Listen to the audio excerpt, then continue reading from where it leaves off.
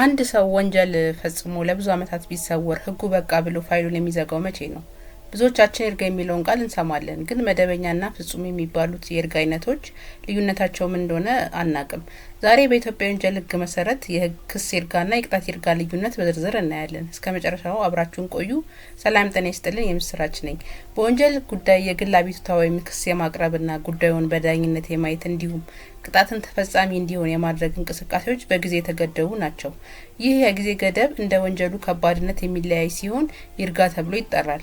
የክስ ይርጋ የወንጀል ድርጊትን ፈጽሟል ተብሎ የተጠረጠረ ሰው የወንጀል ክስ ቀርቦበት ጉዳዩ በዳኝነት ሳይታይ የተወሰነ ጊዜ ካለፈ ሊከሰስ የማይችል ስለመሆኑ የሚደነግግ ሲሆን የቅጣት ይርጋ ደግሞ ቅጣት የተፈረደበት ሰው ቅጣቱ ተፈጻሚ ሳይሆንበት የተወሰነ ጊዜ ካለፈ ሊቀጣ እንደማይችል የሚደነግግ ነው። ይርጋ የወንጀል ክስም ሆነ ቅጣት ቀሪ እንዲሆኑ የማድረግ ውጤት ቢኖረውም በአንዳንድ የወንጀል ጉዳዮች ዙሪያ እንዲህ አይነት አሰራሮችን በመከተል ወንጀል አድራጊዎች ከቅጣት እንዲያመልጡ ማድረግ በህብረተሰቡ መብትና ጥቅም ላይ ጉዳት ሊያስከትል ይችላል ተብሎ ይታመናል። በዚህም ምክንያት አንዳንድ የወንጀል አይነቶች ይርጋ አይኖራቸውም።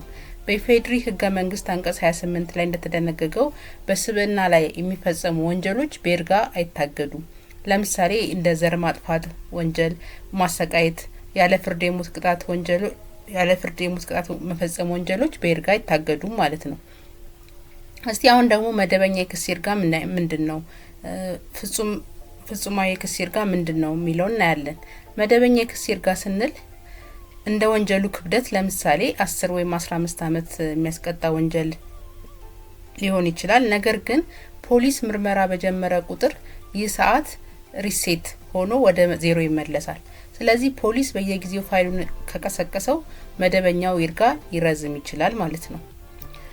የይርጋ ዘመን መቆጠር ከጀመረ በኋላ በተለያዩ ምክንያቶች የተነሳ ሊታገድ ወይም ሊቋረጥ ይችላል።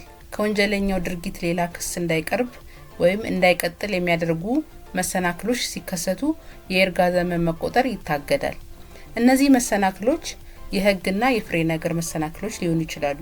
ለምሳሌ ተከሳሹ ያለመከሰስ መብት ያለው ቢሆን ወይም ደግሞ ተከሳሹ በጽኑ ቢታመም ይህ መሰናክል እስኪወገድ ድረስ የይርጋ ዘመን መቆጠሩ ታግዶ የሚቆይ ሲሆን መሰናክሉ እንደተወገደ መቆጠር ይጀምራል ማለት ነው። ይህ በሚሆንበት ጊዜ መሰናክሉ ከመከሰቱ በፊት የተቆጠረው ጊዜ ከቀሪው ዘመን ጋር እንዲታሰብ ይደረጋል።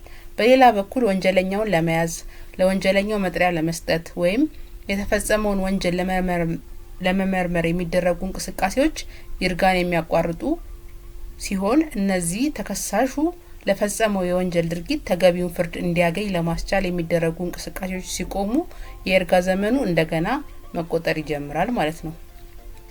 ሆኖም በተቋረጠ ቁጥር መቆጠር የሚጀምረው እንደ አዲስ ነው። ስለዚህ የይርጋ ጊዜው እንዲቋረጥ ያደረገው ምክንያት ከተከሰተበት ቀን በፊት ተቆጥሮ የነበረው የይርጋ ዘመን እንዳልነበረ ይቆጠራል ማለት ነው። አሁን ደግሞ ፍጹም የክስ ይርጋ ጊዜ የሚባለው ምንድነው የሚለው እናያለን። ፖሊስ ፋይሉን 1000 ጊዜ ቢያድሰውም ከዚህ አጥር ማለፍ አይችልም። ይህም ከመደበኛው እጥፍ ነው። መደበኛው ለምሳሌ 10 አመት ከሆነ ፍጹሙ የክስ ይርጋ ጊዜ 20 አመት ይሆናል ማለት ነው። 20 አመት ሲሞላ ፖሊስ ምርመራውን ባይጨርስ እንኳን ክሱ በይርጋ ይታገዳል ማለት ነው። አሁን ደግሞ እስቲ የቅጣት ይርጋ ምንድነው የሚለውን እኔ አንዳንዴ ደግሞ ግለሰቡ ተከሶ ተከራክሮና ተፈርዶበት ሊያመልጥ ይችላል። በዚህ ጊዜ ደግሞ የቅጣት ይርጋ ይጀምራል ማለት ነው። መደበኛ የቅጣት ይርጋ ፍርድ ከተሰጠ በኋላ ቅጣቱ ሳይፈጸም የሚቆጠር ሰዓት ነው። ለምሳሌ በእድሜ ልክ እስራት የተፈረደበት ሰው ካመለጠ መደበኛው የቅጣት ይርጋ ጊዜ 30 አመት ነው።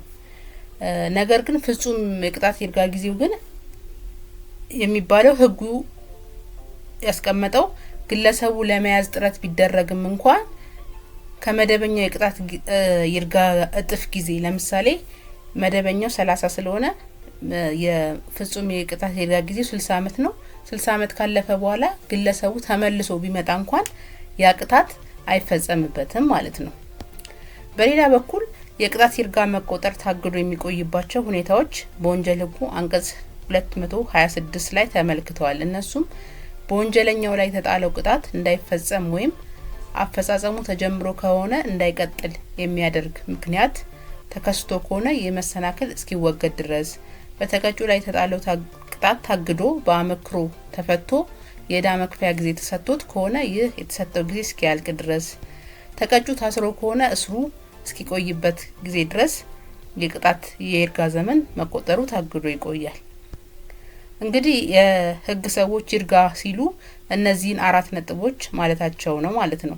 መደበኛው ለፖሊስ ጊዜ ሲሰጥ፣ ፍጹሙ የይርጋ ጊዜ ደግሞ ለሰው ልጅ ነጻነት ዋስትና ይሰጣል ማለት ነው። የዛሬው መረጃ ጠቃሚ ሆኖ ካገኛችሁት ለጓደኞቻችሁ ሼር አድርጉት። ጥያቄ ካላችሁ ኮሜንት ላይ አስቀምጡልኝ። በሚቀጥለው ቪዲዮ እስከምንገናኝ ድረስ ደህና ቆዩ።